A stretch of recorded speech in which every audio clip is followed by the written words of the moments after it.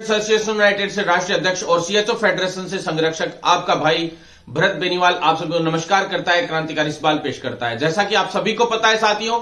एक बड़े आंदोलन की ओर अग्रसर हैं हम लोग और उस आंदोलन का नाम है गदर आंदोलन। और उस गदर आंदोलन के तहत हम लोग लगातार संघर्ष कर रहे हैं और संघर्ष के अगले क्रम में हम लोग दिल्ली गए थे। कल और परसों 2 दिन का दिन दिल्ली में बिताया, जिसमें पहले ही जो है अपॉइंटमेंट हम लोगों ने लगाया था। और वो अपॉइंटमेंट जो है, धन्यवाद देता हूं मैं मंत्री जी को कि उन्होंने मिलने के लिए हमें समय दिया। केंद्रीय मंत्री मनसुख मांडवीय जी जो है, जो चिकित्सा मंत्री हैं, और चिकित्सा राज्य मंत्री जो एनएचएम के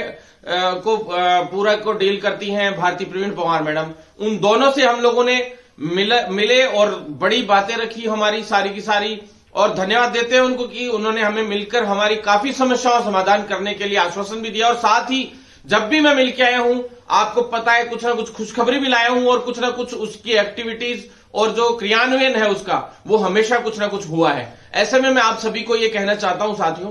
कि राजस्थान में बड़े स्तर पे पेपर लीक का मुद्दा जो चल रहा था, कम्युनिटी हेल्थ ऑफिसर का पेपर लीक हुआ। ऐसे में हम लोगों ने आंदोलन किया और उस गदर आंदोलन को हमने आगे बढ़ाया, जिस गदर आंदोलन के अंडर में चाहे वो हमारा सड़कों पे लड़ने का काम हो, क्रांतिकारी तरीके से रोज क्रांति फैलाने का काम हो, या जो न्यायालय के तहत लड़ने का काम हो, या फिर हमारा जो है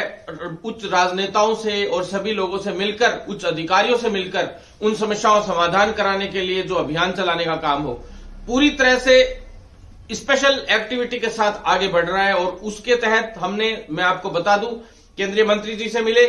जिनसे मिलने के लिए आपको पता है बहुत ज्यादा मुश्किल से समय नहीं मिल पाते। बड़े बड़े जो नेशनल लेवल के, चाहे वो एम्स के हो या बड़े बड़े यूनियंस है, वो लगातार संघर्ष करते रहते हैं लेकिन मिल नहीं पाते हैं। और हम लोग उनसे मिले और उन्होंने हमें समय दिया, उसके लिए मैं धन्यवाद देता हूं उनको। साथ में जो है उन्होंने आश्वासन दिए हैं, तो हमने जो बातें रखी वो मैं बता देता हूं आपको। उसके पश्चात जो है आगे की जो चीजें हैं, रणनीति है, वो भी हम लोग शेयर करेंगे। साथियों, सबसे पहले तो आप लोग शेयर कर दीजिएगा वीडियो, क्योंकि आंदोलन है साथियों, ये एक आंदोलन है और इस आंदोलन के तहत बहुत सारी विभिन्न मांगे हैं, विभिन्न हमारे अधिकार हैं। मांग नहीं बोल सकते इनको, वैसे अधिकार बोलना चाहिए, क्योंकि हम अपना अधिकार ले रहे हैं, ना कि किसी से कुछ मांग रहे हैं। साथियों,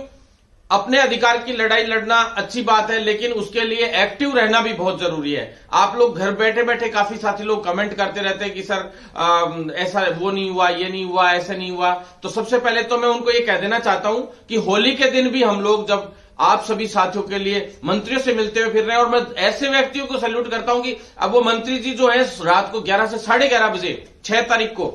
रात को भी वहां निर्माण भवन में, मंत्रालय में थे, और जबकि ज्यादातर अधिकारी भी वहां से निकल गए थे। बड़ी बात है कि इतना मजबूती से लोग काम कर रहे हैं, बहुत बड़ी बात है। चाहे वो किसी भी पार्टी का हो, नेता हो, मंत्री हो, विधायक हो, कोई भी हो, कोई अच्छा कार्य करेगा, सांसद हो, कोई भी अच्छा कार्य करेगा, हम उसके लिए पॉजिटिव बोलेंगे। और ऐसे में पहली बार मुझे अच्छा लगा कि ऐसे मंत्री हैं कि रात को 11, 11:30 त्योहार के दिन काम कर रहे हैं। और हम लोगों को भी खुशी होती है कि हम लोग अपने युवा साथियों के लिए त्योहार के दिन भी लड़ाई लड़ रहे हैं। तो साथियों, ऐसे में सभी साथियों से मैं बता देना चाहता हूं कि कम्युनिटी हेल्थ ऑफिसर के जो पेपर में जो प्रकरण हुआ, उसके बारे में हमने साफ साफ मंत्री जी को यही कहा कि जिस तरह से आप लोग सीएचओ का जो है फंडिंग पूरी की पूरी, जो केंद्र सरकार से काफी बड़ा बजट जाता है राज्य सरकार के लिए, और उसके तहत आप लोग वहां के सीएचओ को सैलरी देते हो, वहां के जो सब सेंटर्स है उनको डेवलप करते हो, एसडब्ल्यूसीज को डेवलप करते हो, और साथ में हर चीज के लिए आप लोग 60-40 के हिसाब से 60% बजट आप केंद्र सरकार देती है। तो ऐसे में जो है एक हिस्सेदारी इस भर्ती में देखा जाए तो केंद्र सरकार की बनती है, लेकिन राज्य सरकार पे उन्होंने जिम्मेदारी थी इस भर्ती को कराने की, जिसमें राज्य सरकार का भी अहम रोल होता है। तो ऐसे में राज्य सरकार ने जो है इस भर्ती प्रक्रिया को अपना पूरा करवाने के लिए अधीनस्थ बोर्ड को जो है पूरी भर्ती दी। और ऐसे में अधीनस्थ बोर्ड से हम ही चाहते थे कि भाई हाँ ठीक है, अधीनस्थ बोर्ड का काफी साफ सुथरा काम चल रहा था। मैं भी चाहता था कि क्योंकि स्पीडली काम हो जाएगा अधीनस्थ बोर्ड से जल्दी भर्ती हो जाएगी पूरी, लेकिन ये अटकने का थोड़ा सा प्रॉब्लम आ रही है। और ऐसे में हम लोग लगातार इस लड़ाई को आगे बढ़ा रहे हैं साथियों। तो मंत्री जी को हमने कह दिया साफ साफ कि साहब सीएचओ जो है आप ऐसे भर्ती करेंगे जो आगे चल के अपन तो हेल्थ सिस्टम को इंप्रूव करने के लिए, लोगों के स्वास्थ्य के सुधार के लिए जो है सीएचओ भर्ती कर रहे हैं, एसडब्ल्यूसी डेवलप कर रहे हैं, एनएचएम को आगे बढ़ा रहे हैं प्रोग्राम को। तो ऐसे में जो है गलत लोग अगर इसमें चयन होकर आएगा, ऐसे फर्जी लोगों का चयन होगा, तो वो लोग उल्टा स्वास्थ्य सही करने की बजाय लोगों को मारने का काम करेंगे, स्वास्थ्य बिगाड़ने का काम करेंगे। तो ऐसे में आप इसको संज्ञान में लीजिए और तुरंत प्रभाव से इस भर्ती में जो है एसओजी को जो ये मामला दिया गया है राजस्थान में, और एसओजी से जो लेट पे लेट हुआ जा रहा है, विलंब हो रहा है, कि बीच में चलो रीट आ गई थी, सरकार का ये कहना है, राज्य सरकार का, राजस्थान सरकार का, कि भी रीट है, और साथ में एसओजी का भी यही कहना है कि रीट बीच में आ गई, उसकी पूरी मॉनिटरिंग एसओजी कर रही थी। तो ऐसे में चलो ठीक है, 1 तारीख को रीट का काम खत्म हो गया, फिर ये हो गया, अब होली भी चली गई, तो अब ऐसे में हम कहेंगे एसओजी को कि भी जल्द से जल्द 3-4 दिन के अंदर अंदर जो है रिपोर्ट अधीनस्थ बोर्ड तक भेजे, और रिपोर्ट चाहे आप जांच करते रहिए, आप क्रिमिनल्स को पकड़िए, हम तो कहते हैं सख्त से सख्त सजा उनको मिलनी चाहिए, उनकी संपत्तियां कुर्क होनी चाहिए, उन पे 10-10 करोड़ का जुर्माना होना चाहिए, साथ में उनको जो है नए जो एंटी चीटिंग एक्ट के तहत जो है उनके खिलाफ कार्रवाई हो, रासुका के तहत उनके खिलाफ कार्रवाई हो। ऐसे में लेकिन कम से कम जो युवा पढ़ाई कर रहा है, तैयारी कर रहा है, उसके साथ बहुत बड़ा संशय खड़ा हो गया है। वो